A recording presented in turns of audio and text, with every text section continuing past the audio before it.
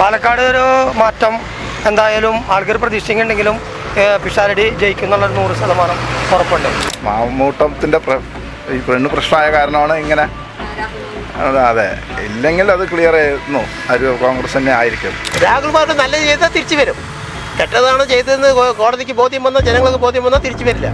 മറ്റ് സ്ഥാനാർത്ഥികളെ വെച്ച് നോക്കുമ്പോൾ ഇടതുപക്ഷത്തിൻ്റെ സ്ഥാനാർത്ഥി, ഇടതുപക്ഷം എന്തുകൊണ്ടാണ് ഇങ്ങനെയൊരു സ്ഥാനാർത്ഥിയെ ഇറക്കി എന്നുള്ളതാണ് നമുക്കൊരു ബലമായ സംശയം. BJPക്ക് ചാൻസ് ഇല്ല. LDF വരണം. പിണറായി വിജയൻ്റെ കരങ്ങൾക്ക് ശക്തി കൊടുക്കണം. ഇപ്പോഴത്തെ ഭരണം ശരിയില്ല. എല്ലാത്തിനും വില കൂടി വന്ന് ആൾക്കാരെ വഞ്ചിച്ച് മതിയായി. ഗ്യാസ് കിട്ടാനില്ല, ഒന്നുമില്ല. എല്ലാം കൊണ്ടും ഇപ്പോഴത്തെ ഭരണം ശരിയില്ല. പാലക്കാടിൻ്റെ അവസ്ഥ പറയുമ്പോൾ ശോഭാ സുരേന്ദ്രൻ വരാനുള്ള ചാൻസ് കൂടുതലായിട്ട് കാണുന്നുണ്ട്. കാരണം വെച്ചാൽ ശോഭാ നിഷ്പക്ഷമായി സംസാരിച്ച് പ്രവർത്തിക്കുന്ന ഒരു വ്യക്തിയായിട്ടാണ് നമ്മൾ ഈ കഴിഞ്ഞ കാഴ്ചപ്പാടുകളിലെല്ലാം മനസ്സിലായിരിക്കുന്നത്. കാരണം പേഴ്സണലി ഒരു ഇൻഡിവിജ്വൽ വ്യക്തിയാണ്. അതാണ് കാരണം. അത് ഒരു ഫോർമാലിറ്റി വെച്ച് പെരുമാറുന്ന ലെവലല്ല. അതുകൊണ്ട് എല്ലാ ജാതി മതസ്ഥർക്കും പാർട്ടി നിൽക്കുന്ന എല്ലാവർക്കും ഒരു നല്ലൊരു കൂട്ടാളിയായിട്ട് കാണുന്നൊരു വ്യക്തിയാണ്. അത് ഒരു ഇൻഡിവിജ്വൽ വ്യക്തിയായിട്ട് കണക്കെടുക്കാൻ പറ്റുന്ന രീതിയിലാണ്. പിന്നെ അതിൻ്റെ ഏകദേശം എല്ലാ തെളിവുകളും എല്ലായിടത്തും നിൽക്കുന്നവിടുന്നും അതിനെ പ്രൊമോട്ടോടെ കണ്ടിട്ടുണ്ട്. കാരണം ഒരു സാധാരണക്കാരായിട്ട് പെരുമാറാനുള്ള എസ്പെഷ്യലി ഒരു കഴിവുണ്ട്. പാർട്ടി എന്നുള്ള രീതിയിൽ മാത്രമായിട്ടല്ല, പാർട്ടി BJP തന്നെയാണ്, അതിൽ വളരെ ആക്റ്റീവായിട്ട് നിൽക്കുന്നതാണ്. പക്ഷേ എസ്പെഷ്യലി ഏത് കാര്യങ്ങൾക്കും ആക്റ്റീവായി നിൽക്കാനുള്ള ഒരു മനസ്സുണ്ട് അവർക്ക്. അതുകൊണ്ട് വരാൻ ചാൻസ് ഉണ്ടെന്നാണ് ഏകദേശം എല്ലാവരുടെ ഒരു അഭിപ്രായം. എനിക്കും അതിൽ തന്നെ മനസ്സിലാക്കുന്നത്. ശോഭാ സുരേന്ദ്രൻ തന്നെ വരാനുള്ള ഉണ്ട്.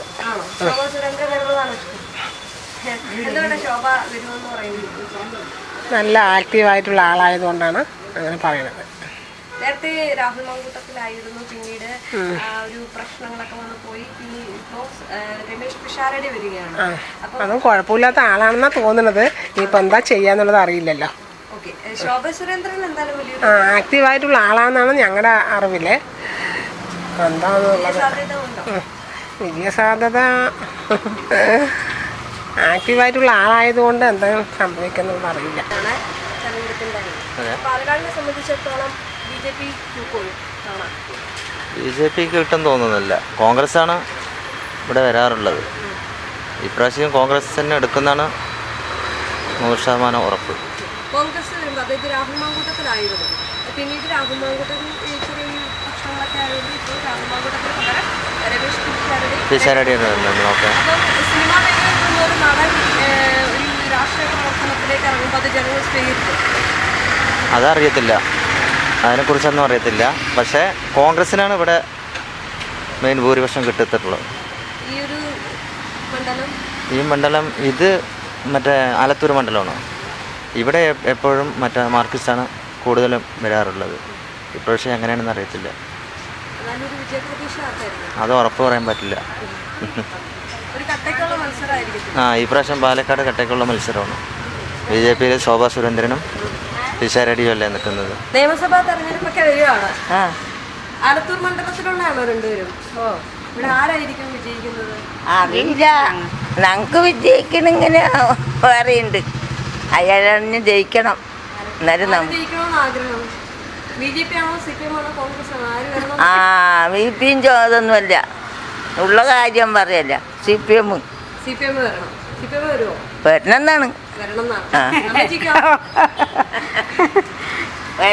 ഞങ്ങളുടെ ആഗ്രഹം. വയസ്സായ തള്ളന്മാർക്ക് അവരല്ലേ നമുക്ക് തരിക. നമുക്ക് പെൻഷൻ കാശ് ആരാ തരിക? അപ്പൊ ഞങ്ങൾക്ക് അവർക്ക് അറിയുള്ളൂ. അവര് നമുക്ക് പറഞ്ഞു തരട്ടെ. അതറിയന്നെ സർക്കാരാണ് ഏറ്റവും കൂടുതൽ നല്ലത്. അതന്നെയാണ്. ശോഭയ്ക്ക് പ്രതീക്ഷയില്ലായില്ല. എന്നാലും ഒരു മാറ്റം വരണം. ആര് വന്നാലും കുഴപ്പമില്ല, ഒരു മാറ്റം വരണം. ഇപ്പോൾ ഉള്ള ഭരണത്തെക്കാളും പുതിയൊരു ഭരണം വരണം. അപ്പോൾ ജനങ്ങൾ അനുഭവിച്ചുകൊണ്ടിരിക്കുന്ന കാര്യങ്ങൾ അറിയാലോ. അതുകൊണ്ട് ഒരു മാറ്റം വരണം, മാത്രമേ ഉള്ളൂ. ഒരു മാറ്റം ഏത് പാർട്ടിയിൽ നിന്നല്ല, ഇപ്പോൾ ഉള്ള ഭരണത്തിൽ മാറിയിട്ട് ഒരു പുതിയൊരു ഭരണം.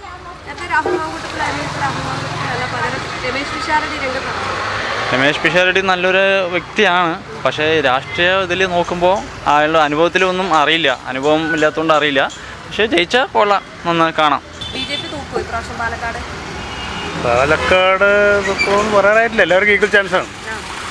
എന്നാലും ഏറ്റവും കൂടുതൽ ഹിന്ദുക്കും എന്ന നിലയിൽ ഹിന്ദുക്കും ആർക്കും ഇല്ലാത്തൊരവസ്ഥയാണ് ഇപ്പോൾ കാണുന്നത്. അതെന്താണ് അങ്ങനെ? അങ്ങനെയാണ് ഇപ്പോൾ അവിടുത്തെ സിറ്റുവേഷൻ. അപ്പോൾ രമേശ് പിഷാരടി വരികയാണ്, അപ്പോൾ ശോഭാ സുരേന്ദ്രൻ ഒരു ഇഞ്ചോടിഞ്ചുള്ള ഒരു മത്സരമായിട്ട് മാറും. അവരെല്ലാം വെളിയിൽ നിന്നുള്ള ആൾക്കാരല്ലേ, ഇവിടെയുള്ള ആൾക്കാർ LDFിൻ്റെ കാൻഡിഡേറ്റാണ് ഇവിടെ പാലക്കാട്ടുകാരനായിട്ടുള്ളത്, റസാഖ്.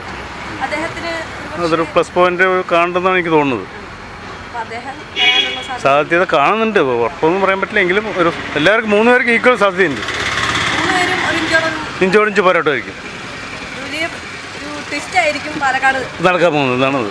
LDF തന്നെ കിട്ടണം എന്നാണ് എല്ലാവരും ആഗ്രഹം.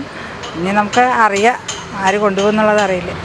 ഒരു വലിയ മത്സരമായിരിക്കും ഇവിടെ നടക്കുന്നത്. അതെ, ഒരു വലിയ മത്സരം തന്നെയാണ്.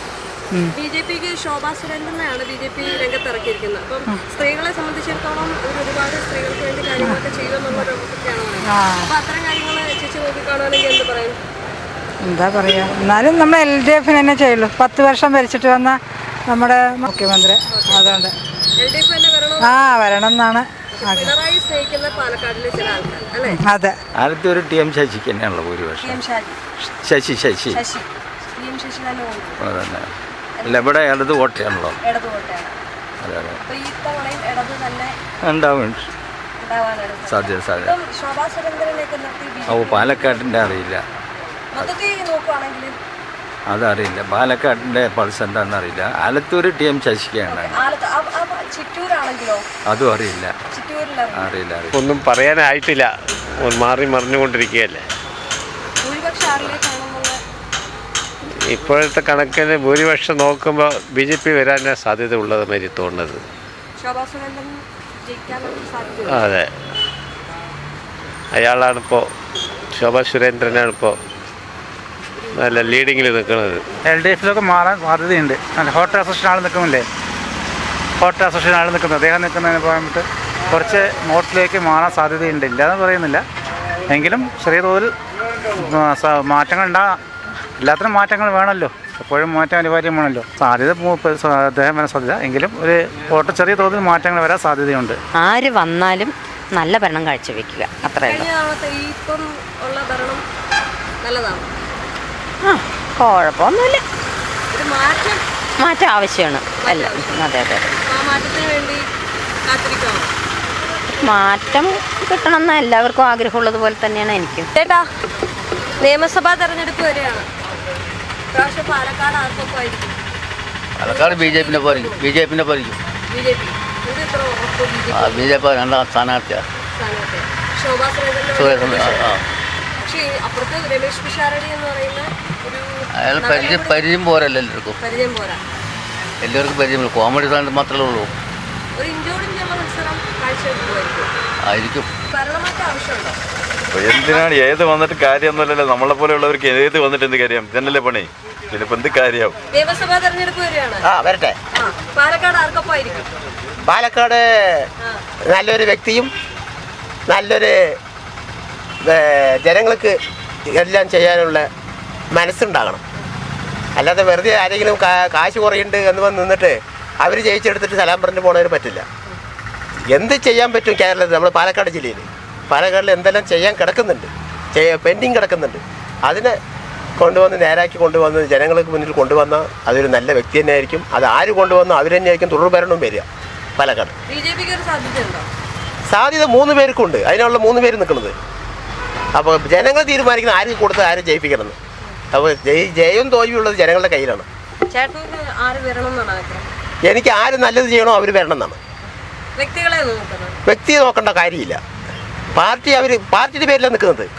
ഇപ്പോൾ BJP ആണെങ്കിൽ BJP പാർട്ടിയാണ്, കോൺഗ്രസ് പാർട്ടിയാണ്, LDF പാർട്ടിയാണ്. അപ്പോൾ പാർട്ടി കൂടെ നിന്നിട്ട് ആര് എന്ത് നല്ലത് ചെയ്യണോ അവർ വരണം, അവർ നല്ലത് ചെയ്തിരിക്കണം എന്നാണ് എൻ്റെ അഭിപ്രായം. രാഹുൽ മാങ്കൂട്ടത്തിൽ നല്ലത് ചെയ്താൽ തിരിച്ചു വരും.